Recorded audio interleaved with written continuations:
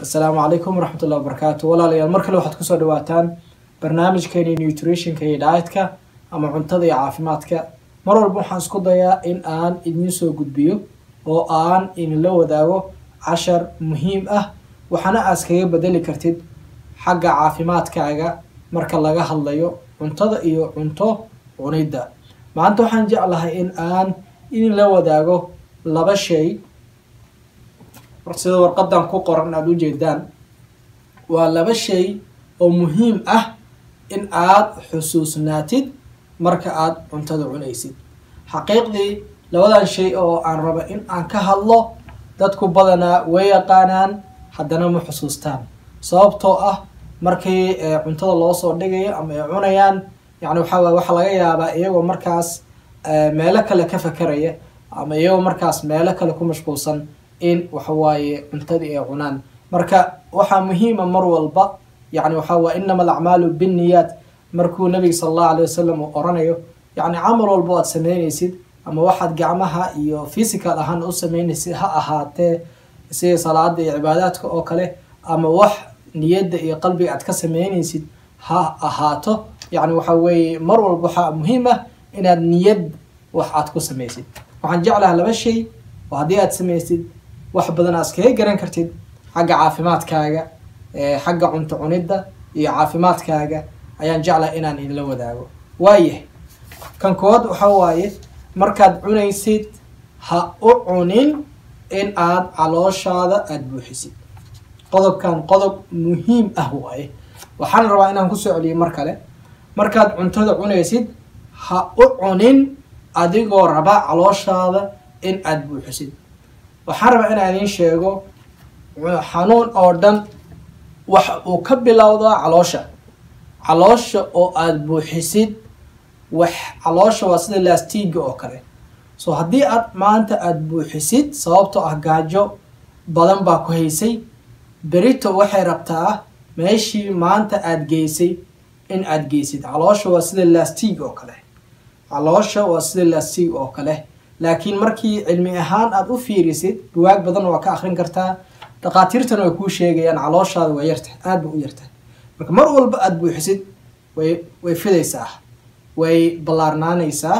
wayna fidaysaa marka waxaa loo baahan yahay qofku in uu ka fakaro arrinkaas yani waxa waaye waxaana kaa daran taas calooshii markaad buuxisid ma neefsan kartid caloosha markaad buuxisid waxa waaye ma socon kartid xataa ma fadhiisan kartid ma seexan kartid waxaad qaban kartid ma leh dad badan markay cuntada iska dharjiyaan wayba seexdaanba hurda ku imaata taasna waxaa keenaysa calooshaadii oo aad buuxisid yani waxa waaye nabiga sallallahu alayhi wasallam waxa uu leeyahay xataa u fiirso xadiidkiisa 3 qaybood ayuu kala qaybinaya caloosha qayb cuntada la geliyo qayb cabitaanka la geliyo qayb laga neefsado marka wixii oo dhan haddii aad buuxisid waxa weeye mushkilo ayaad iskugu yeeraysaa mar saas looma baahno marka waxa waaye waxa ugu muhiimsan ee aad u baahan tahay inaad xusuusnaato markaa cuntada cunaysid waa in aadan u cunin calooshaada in aad buuxisid laakiin u cun wax yar adoo gaajada raba in aad markaas iska fujisid ama iska ilaalisid qodobkaas qodob muhiim ah qodobka labaad ee aan raba in aan idinla wadaago waxa waaye calooshaada ama naftaada ha ku eeganin maanta oo dhan in ay noqoto mid gaajaysan halkaasna dib kala ka yimaada marka waxa weeye mar walba dhexdhexaad inaad noqotid baa muhiima dadka qaarkood waxay sameynayaan cuntadii bay ka boodayaan quraacdii bay ka boodayaan qadadii bay ka boodayaan cashadii ayay la sugayaan markaas isagii oo gaajaysan ayuu hal mar calooshiisii dharjinaya saas looma baahno marka mar walba waxa muhiim ah calooshaada ama naftaada inaadan ku eegan in maanta oo dhan ay gaajaysnaato yani waxa haddii aad sooman tahay way ka duwan tahay dabcan waxaan ka hadlaynaa qof caadi oo soconayo maalintii cunayo marka tan waxay kuu keeni kartaa xanuuno aad u badan dadka badanaa gaaska ku dhaca waxa uu ka bilowdaa waxa weeye cunto calooshii oo markaas waxa waaye waqti badan aan cunto la siinin waxay noqon kartaa calooshii maanta oo dhan ama qofkii quraacda ka boodo qadada ka booda ilaa cishihii la suga marka arrinkaas arrin fiican ma dadka badanaa obesity-ga ku dhaca ama overweight-ka ku dhaca ama hilibka zaa'idka ah jirkooda fuula ama calooshooda fuula waa dad iyagana waxa waaye quraacday ka booda ama cashadii ka booda hal mar bay calooshii buuxinayaan calooshii bug bay leedahay marka kadibna ma sii deynayso sababtoo caloosha maanta oo dhan way haynaysaa waxay og tahay gaajo fog oo waqti badan haynaysa in ay kusoo socoto marka waxaa loo baahan yahay يعني وحوا جركاga sidoo u shaqeeyo hadii aad baratid ama aad wax ku ogaatid xaqiiqi wax badan ayaad la yaabisaa starvation mode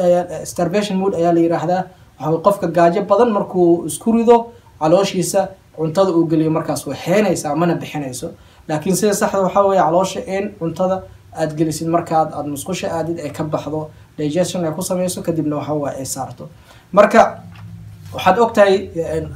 آيات القرآن كهاد ورب سبحانه وتعالى وكله وكلوا واشربوا ولا تصرفوا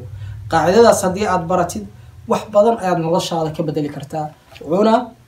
أو عبا أنا هنا حد جد بيننا مركا وحوي مركا ورينا عنتد كدبنا أدعبتد لكن حد جذبك عنتدا عن سكيل لأنه أنا نسكبوا إحنا على شيء سو كلنا وحوي جاجو بدن أنا كودين على شيء مركا لو هذا قضب حدي أد حوجة سارتد waxaan jeclahay wax badan inaad iskaga arki doontid xagga caafimaadkaaga aniga tijaabiyay dad badan oo yaani waxa waaye aan u sheegay oo ku guuleysteen waa jiraan wax walbo aan idin la wadaagayna wax aniga khibrad aan u leeyahay experience aan u leeyahay ama dad kale aan la wadaag oo shaqeeyay oo la tijaabiyay waaye waxaan jeclahay cajalada inaad la wadaagtaan